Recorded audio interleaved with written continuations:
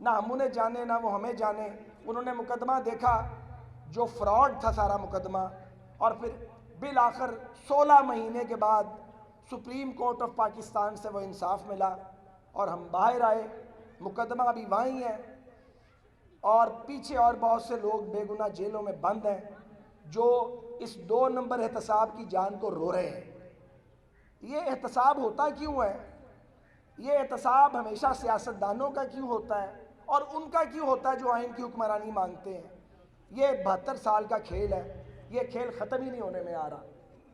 اور میں ہمیشہ یہ سوچتا ہوں کہ ہمیں جیل میں ڈلوا کے، ہمارا کاروبار تباہ کروا کے، ہمیں رسوا اور بدنام کرنے کی کوشش کر کے جو لوگ یہ کر رہے تھے ان کو کتنے نفلوں کا ثواب ہوا، انہیں کیا ملا؟ نہ ہم بھاگ سکے، نہ ہمارا نقطہ نظر بدلا، نہ ہم نے اپنا سوچ اور نظریہ بدلا، کچھ بھی نہیں بدلا، اور بدقسمتی سے ملک کا ماحول بھی نہیں بدلا. اور یہ جو کہتے تھے کہ جناب ہم تو دولت لوٹی ہوئی باہر سے واپس لائیں گے، یہ تو ایک آنا نہیں لائے.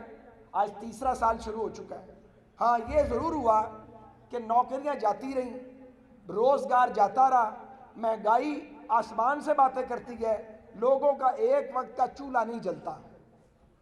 میں نہیں کہتا کہ نواز شریف صاحب کے دور میں دودھ اور شہد کی نہریں بہتی تھیں، لیکن جو آج تباہی مچی ہے ایسی تباہی کبھی کسی نے نہیں دیکھی. ہم تو دعوے نہیں کرتے تھے، کام کرتے تھے. ان سے پوچھیں انہوں نے 2.25 سال میں کیا کیا. ان کی حکومت کو 7.25 سال ہو گئے ہیں. خیبر پختونخوا میں انہوں نے کیا کیا؟ وہاں پہ انہوں نے کوئی میگا پروجیکٹ کیا؟ کہیں پورے ملک میں ہمارے بنائے ہوئے پروجیکٹ ہیں ان پہ اپنی تختیاں لگاتے ہیں، وہ بھی مکمل نہیں کر پاتے، وہ بھی مکمل نہیں ہوتے. ان سے اتنے نالائق لوگ لا کے بٹھا دیے گئے ہیں جنہوں نے پاکستان کا سوا ستیہ ناش کر کے رکھ دیا. کہتا تھا کہ جی میں دوں گا 50 لاکھ گھر، کوئی گھر ملا کسی کو بھائی؟ 1 کروڑ نوکریاں دوں گا. کس کو نوکری دی ہے؟ لوگوں کو بیروزگار کر دیا، لوگوں کا کاروبار ہی تباہ کر دیا. جس دکان پہ 5 یا 7 بچے کام کرتے تھے وہاں 2 بچے کام کرتے ہیں. لوگ بے روزگار کر رہے ہیں، لوگوں کو نوکریوں سے نکال رہے ہیں. جو تھوڑا کماتا اس کا بھی پورا نہیں ہوتا، جو زیادہ کماتا اس کا پورا بھی نہیں ہوتا. اور اس پہ جب احتساب کا چورن پٹ گیا، نہیں بکا، لوگوں نے کہا یہ جھوٹ ہے، عدالتوں نے بھی جھوٹ قرار دے دیا. تو اب ایک نیا سلسلہ شروع ہو گیا ہے، اب غدار بناؤ.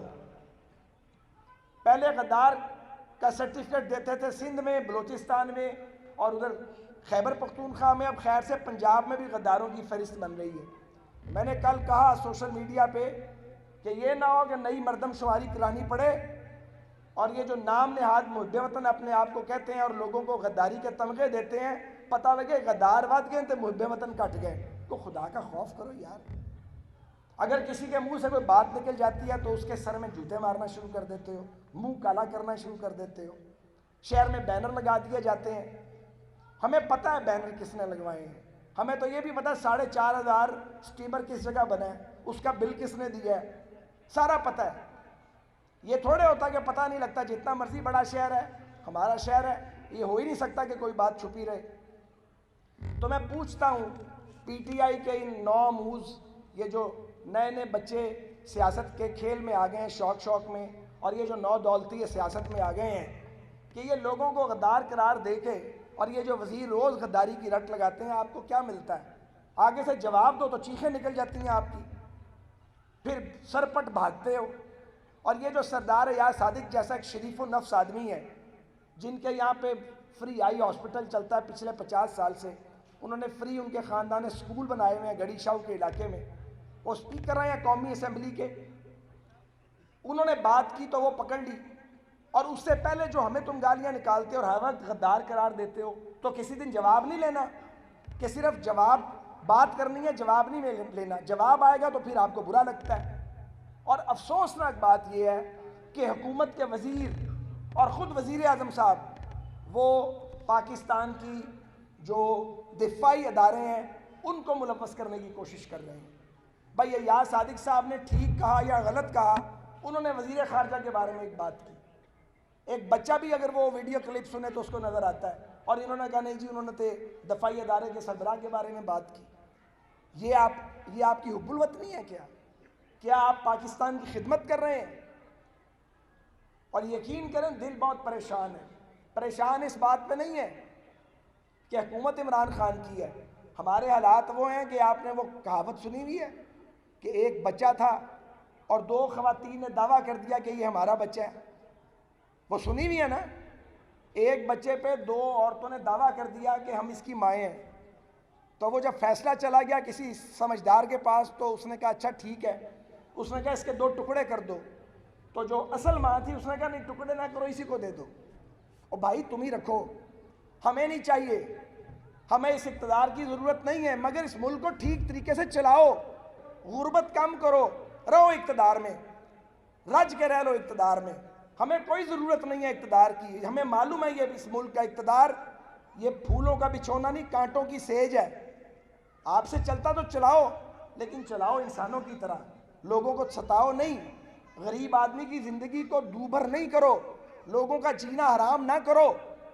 ملک کو چلاؤ، آگے لے کے جاؤ، جہاں ہم نے چھوڑا اس سے آگے لے کے جاؤ. کوئی تم بھی منصوبہ بنا لو. رو رو کے پشاور میں ایک بس بنائی تھی، وہ بس کبھی جل جاتی ہے، کبھی شارٹ سرکٹ ہو جاتا ہے، کبھی کھڑی ہو جاتی ہے. یہ ہماری بنائی ہوئی بسیں کھڑی کیوں نہیں ہوتی؟ اورنج لائن یہ جو بنی ہے یہ پاکستان کی پہلی میٹرو ٹرین ہے. اس پہ کون سفر کرے گا؟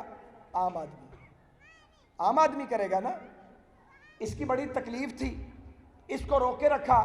ایک صاحب یہاں ہوتے تھے، ثاقب نثار ان کا نام تھا، بدقسمتی سے وہ چیف جسٹس بن گئے. انہوں نے تباہی پھیلا دی، نہ عدلیہ کا وقار باقی چھوڑا، نہ جمہوریت کا وقار باقی چھوڑا، نہ انہوں نے جسٹس کیا، باقی سب کچھ کیا. انہوں نے اورنج لائن پہ سٹے دے دیا. اور مدعی کون تھا؟ یہ پی ٹی آئی والے، جنہوں نے افتتاح کیا وہ اس کے خلاف مدعی تھے. تو میرے دوستوں، نوجوانوں، بزرگوں اور بھائیوں، ملک کے حالات اس حکومت کے ہاتھوں سے خراب ہوئے ہیں. لوگ پریشان ہوئے ہیں، سوائے الزام لگانے کے، سوائے گالیاں دینے کے، سوائے چور چور کا شور مچانے کے. یہ وہی ہو گیا چور مچائے شور. یہ تو جب آپ جائیں گے خیر سے تو آپ کی کہانیاں باہر آئیں گی تو پتہ چلے گا کیا گل کھلائے تھے آپ نے. لیکن میں آج یہ کہنا چاہتا ہوں کہ نفرت کی جو لکیریں ہیں یہ دشمنی کی دراڑوں میں بدل رہی ہیں. اور اگر ملک میں اس طرح ایک دوسرے سے دشمنی ہو جائے تو پھر باہر جو دشمن بیٹھا ہوتا ہے وہ فائدہ اٹھاتا ہے. بتائیے میں غلط کہہ رہا ہوں یا ٹھیک کہہ رہا ہوں؟ تو ہم یہ بتائیں ہم اس ملک کی کیا خدمت کر رہے ہیں ایک دوسرے کو گالیاں دے کے اور غدار کا الزام لگا کے؟ یار اس طرح ملک چلتے ہیں؟ آپ تنقید کریں، اپوزیشن تنقید کرے، اختلاف کریں، اتفاق کریں،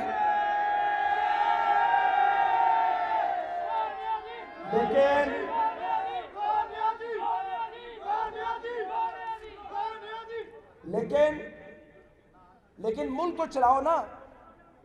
انہوں نے جو قرضہ لیا پاکستان کی موجودہ حکومت نے، جتنا مسلم لیگ نون نے 5 سال میں لیا تھا 2 سال میں اس سے زیادہ لے گئے ہیں. ہمارا لیا ہوا قرضہ تو نظر آتا تھا، موٹر وے بنتی تھی، بجلی کے کارخانے بنتے تھے، میٹرو بسیں بنتی تھیں، اورنج لائن بنتی تھی، گوادر کی بندرگاہ بن رہی تھی، دنیا جہان کے پروجیکٹ چل رہے تھے. اور جو تم نے پیسے باہر سے لیے کدھر لگائے ہیں؟ نظر کیوں نہیں آتے؟ کون سا پروجیکٹ بنایا؟ نام تو لو. آج وہاں چلے گئے ہیں موصوف گلگت بلتستان کو صوبہ بنانے کے لیے. گلگت بلتستان کو حقوق ملنے چاہیے، ان کو ڈیولپمنٹ ملنی چاہیے. ان کو پیپلز پارٹی نے بھی حقوق دیے، انہیں میاں محمد نواز شریف کی حکومت میں بھی بڑی ڈیولپمنٹ ملی. لیکن یہ جو وہاں پہ الیکشن لڑنے جیتنے کے لیے عمران خان نے صوبہ بنانے کا اعلان کیا ہے، کشمیریوں سے بات کی ہے، کشمیریوں کے مقدمے کو کمزور کرتے ہو اپنی پیٹی پالیٹکس کے لیے. 2 سال گلگت بلتستان یاد نہیں آیا؟ آج الیکشن آیا تو انہیں جانا یاد آیا. 2.25 سال کی حکومت میں آپ بتائیں آپ نے گلگت بلتستان کو کون سا ڈیولپمنٹ کا پروجیکٹ دیا؟ کوئی سڑک بنائی، کوئی سکول بنایا، کوئی ہسپتال بنایا، کوئی یونیورسٹی بنائی وہاں پہ، کوئی روزگار دیا ان کو؟ آج 15 تاریخ کو الیکشن آ گیا ہے تو وزیر اعظم صاحب وہاں جا کے تو جناب وہاں پہ پروجیکٹس اناؤنس کر رہے ہیں. الیکشن کمیشن کو نظر نہیں آ رہا؟ وزیر امور کشمیر وہاں پہ تقریریں کرتا پھرتا ہے. الیکشن کمیشن کیوں سویا ہوا ہے؟ اس کو نوٹس کیوں نہیں دیتا؟ یہ پاکستان میں دو قانون کب تک چلیں گے؟ حکمرانوں کے لیے اور قانون، لاڈلوں کے لیے اور قانون، اور باقیوں کے لیے دوسرا قانون۔ اس طرح ملک نہیں چلتا۔ اور یہ جو 22 کروڑ کا ملک ہے، یہ ڈنڈے کے زور پہ بھی نہیں چل سکتا۔ یہ کوئی بینانا ریپبلک نہیں ہے۔ یہ نہیں ہو سکتا کہ روز وزیر اعظم صاحب کہتے ہیں جیل میں ڈال دوں گا۔ سنتے ہیں یا نہیں سنتے آپ؟ کوئی ایسا وزیر اعظم دیکھا ہے جو کرے کچھ نہ؟ اور پنجابی کہتے ہیں مستری جڑ پٹ، ہر کم پٹھا، جن ہاتھ پاندہ پٹھا ہو جاندہ کم۔ عجیب، وزیر اعظم نے نوٹس لے لیا، کہتا نوٹس لے لیا مہنگائی کو، مہنگائی بڑھ گئی۔ اور لوگوں نے دعا شروع کرتی ہے کرنی، یار نوٹس نہ لوے، جس شہدہ نوٹس لیندہ ہے وہ کم پٹھا ہو جائے۔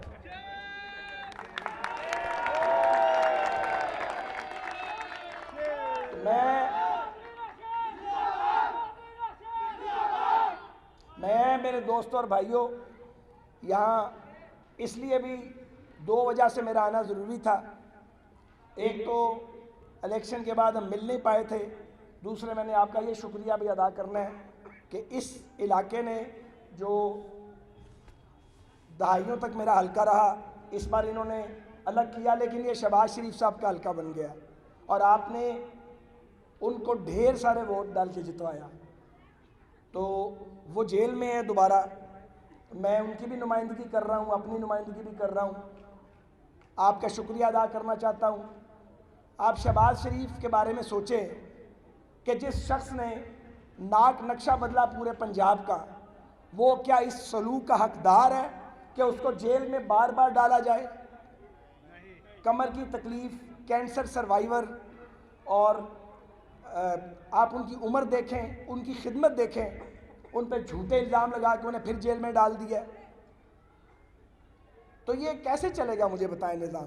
اور یہ جو آئٹم سانگ لے کے آئے ہیں شہباز صاحب کے مقابلے میں وزیر اعلیٰ پنجاب، کوئی مقابلہ ہے کام کا؟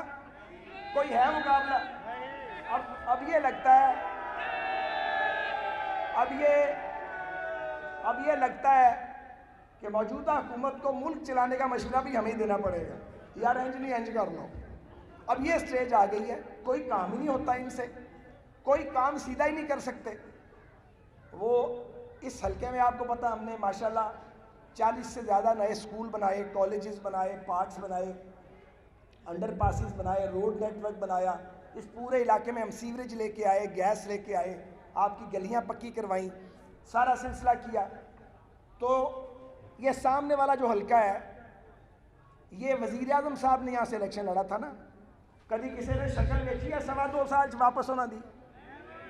انہوں تو پہلے جڑے صاحب سن، آج کل انہوں نے نال نہیں، میں نا نہیں لینا انہوں دا، انہوں نے میرے مقابلے 84,000 ووٹ لیتا سی۔ جدو ایک کھپ پاندے سن جی حلقہ کھولو، 40,000 دی لیڈ تے ساڑی لیڈ کنی سی؟ کنی لیڈ سی؟ 41,000 دی لیڈ سی جی، 40,000 پلس کی لیڈ تھی اسی حلقے سے۔ تو عمران خان صاحب کہتے تھے حلقہ کھولو، اور اپنی بار مجھ سے 600 ووٹوں کی لیڈ تھی تو کہتے تھے حلقہ نہ کھولو۔ ایسے ہی ہے۔ تو مجھے یہ بتائیں، جو آدمی جھوٹ بولے، جو آدمی وزیر اعظم بن کے لوگوں کی نقلیں اتارے سٹیج پہ کھڑے ہو کے، جو آدمی سوکنوں کی طرح کوسنے دے، جنہوں پنجابی چاہتے ہیں سوکناڈا لاوے، یار وہ آدمی سب کچھ بن سکتا ہے، لیڈر نہیں بن سکتا۔ تو پاکستان کو لیڈرز کی ضرورت ہے، پاکستان کو ظرف والے لوگوں کی ضرورت ہے۔ میں آپ کا شکر گزار ہوں کہ آپ بڑی تعداد میں یہاں تشریف لائے۔ آپ کو پتہ ہے کہ 13 لاہور میں انشاءاللہ تعالی ایک بڑا جلسہ ہوگا، اور میرا خیال ہے وہ جلسہ مینار پاکستان پر ہوگا۔ ابھی اس کا فیصلہ ہونے والا ہے، اور اس کے میزبان لاہور کے لوگ ہوں گے۔ اپنے آپ کو اس کے لیے تیار کیجئے۔ ہماری جدوجہد پرامن تھی، پرامن ہے، پرامن رہے گی۔ ہم نہ کسی کو پتھر ماریں گے، نہ کسی کو گالی دیں گے، نہ کسی کو ڈنڈا اٹھائیں گے، نہ ڈنڈا ماریں گے۔ یہ کام پولیٹیکل ورکر نہیں کرتے، جمہوری جدوجہد، سیاسی جدوجہد ہمیشہ پرامن ہوتی ہے، مگر میں آپ سے درخواست کروں گا اتنی بڑی تعداد میں آپ پرامن انداز میں سامنے آئیں کہ کوئی لاٹھی بھی نہ اٹھا سکے، کوئی جھگڑا بھی نہ ہو اور مسئلہ بھی حل ہو جائے۔ مسئلہ حل ہوگا انشاءاللہ۔ اس ملک میں آئین، قانون اور انصاف کی حکمرانی کا سورج انشاءاللہ تعالی طلوع ہو کے رہے گا۔ پاکستان پائندہ باد۔ تمام دوستوں سے درخواست ہے کہ کھانے کا بندوبست کیا گیا ہے، تمام دوست اپنی اپنی کرسیوں پر بیٹھے رہیں، کرسیوں پر آپ کو کھانا مل جائے گا۔ تمام دوستوں سے درخواست ہے کہ اپنی اپنی نشستوں پر تشریف رکھیں، سب کو کھانا ملے گا، کھانا وافر مقدار میں موجود ہے۔